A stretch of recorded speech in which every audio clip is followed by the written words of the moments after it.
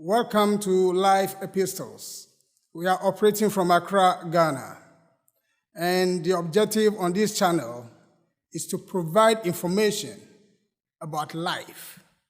And we do so by asking and answering questions that have indeed been bothering mankind for ages. In answering these questions, we have certain values that guide us. One is not to attack any other teaching. Two, not to indoctrinate anybody, but to openly provide information for people to access, to accept, or to reject. And it's for them to even challenge us. We only pray that in challenging us, they are well informed about the subject matter. My name is Seddoh Bokor. We will begin the first episode, and we're going to talk about the purpose of life on earth. The purpose of life on earth has been an issue of ages. People have questioned themselves so much about why we are on earth, what we are required to do, where did we come from, and where do we go after earth life? Indeed, answers have been found, and in some cases too, answers have not been found. On this platform, we will give our understanding of the question and also propose what the answers are. But we are not saying that our answer is the best. Listen to it, see what you can take out of that, and what you may not have to take out of that. But to talk about the purpose of life, it is important we know the concept. Once we know the concept, we can relate to it. That is why we will first be talking about what do we mean when we talk about purpose. Of course, purpose refers to justification for something, an action, the reason for which something is made or created.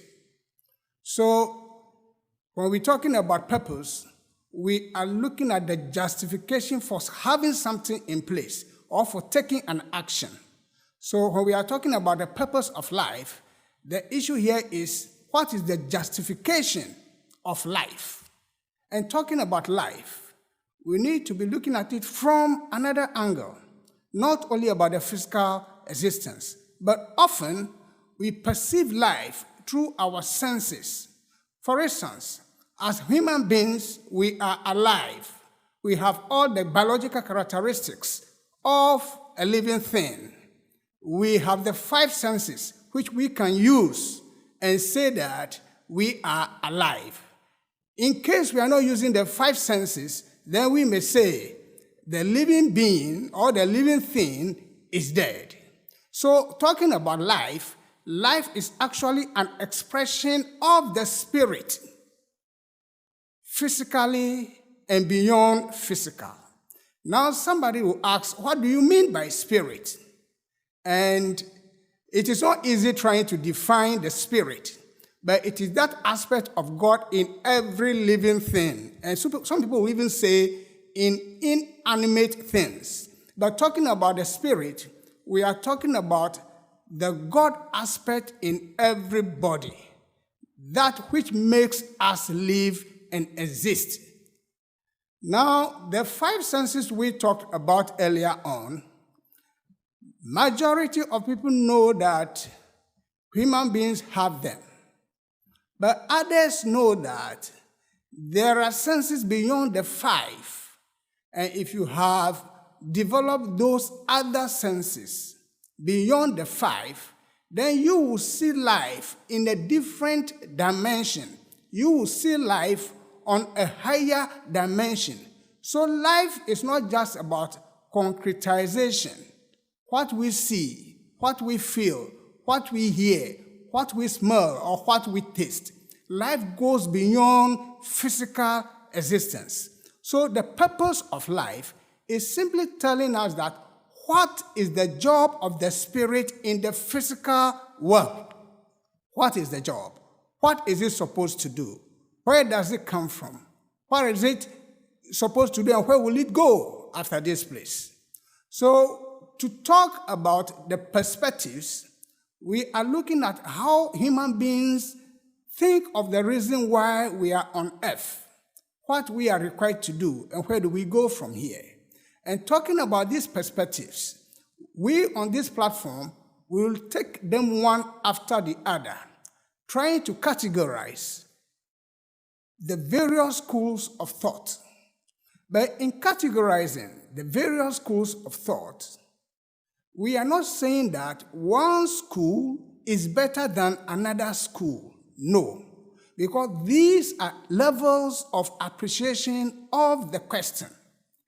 Each level has its own indicators, but there are some levels that are higher than some other levels. But it doesn't mean that when the level is higher than another level, then the lower level is not good. No. For all you know, the lower level may also move. The person at the lower level now may also move to the higher level. That is why when it comes to the matter of the purpose of life, there are various grades. We are all operating at our own level. And talking about these levels too, we are not looking at how society has stratified itself, where we have the well-to-do, the well-not-to-do, the ordinary, the poor. When it comes to the matter of the purpose of life, material things do not come in. It is the appreciation, the understanding that you have for the purpose of life that we are talking about here on our platform. So I have said that no one class is better than the other, but we are all operating at different levels in order to unfold the godlike qualities in us. It does not also mean that when you are at a lower level now, you will ever remain there, or if you are at a higher level now, you will forever remain there. It depends on the work that you continue to do. So somebody who's at the lower level now can work faster and even surpass somebody who is at a higher level. So in this classification that we have loosely put together, we will start by looking at the purpose of life from the point of the ordinary person. Excuse me to say, the ignorant person. From the perspective of the ordinary person or the ignorant person, the purpose of life means nothing to him. He does not bother himself thinking about why he is here, what he is required to do, or where he goes from here. These are not matters worth his attention. And if you try to even bring that person's enlightenment, he will say, no, I am not interested in that. It shows clearly that the person has not had any spiritual awakening yet. So trying to tell the person about the purpose of life would definitely mean nothing to that person, because he goes about his daily activities, satisfying himself in various ways. And for him, what there is today is what there is. He has no time to be thinking about why he is here. All that he knows that he is here and he's doing what he can do best. Now, from the perspective of the ordinary person who doesn't bother himself so much about the purpose of life, we move to the next level, another school of thought, where we have the materialist. The materialists say, yes, there is a purpose for being on earth, and that purpose is to enjoy, is to satisfy himself in various ways. He limits himself strictly to the five senses. So his worldview is all about physical things. If you try to bring his attention to something beyond the physical, he will contest it. Because all his thoughts and desires are about how to satisfy his physiological needs, his security, his love, maintain his power, and his wealth. He wants to be popular. So for him, that is all that there is about being on earth. Enjoy yourself because tomorrow we die. So he spends his time finding ways to satisfy himself by means of the easy life, to have the good food on the table, to have the quality drinks, good company, and the lands and the buildings, the businesses, money, and he looks for more money, all to satisfy his needs. Provided that he doesn't satisfy these things, it gives him a lot of pain that he's not able to satisfy this. He spends his time blaming people for denying him the opportunity to satisfy himself. And where he even acquires whatever he wants, there is one thing about the materialist. He does not bother so much about the ethics and morality in the acquisition of the things that he's looking for. All that he wants is, I need this, and I must get it, and I have got it. That is it. No, to such a person, it is all about today. Tomorrow will fend for itself. And he does something that is interesting. And that is, he tries to leave a legacy, to bequeath something to the family. And most often, it is about property, marriage, and security. Now, he raises up children, and what is the motivation? To perpetuate his name, so that his name does not die off on earth. That is the materialistic idea about the purpose of life. And indeed, it is something that humanity is in.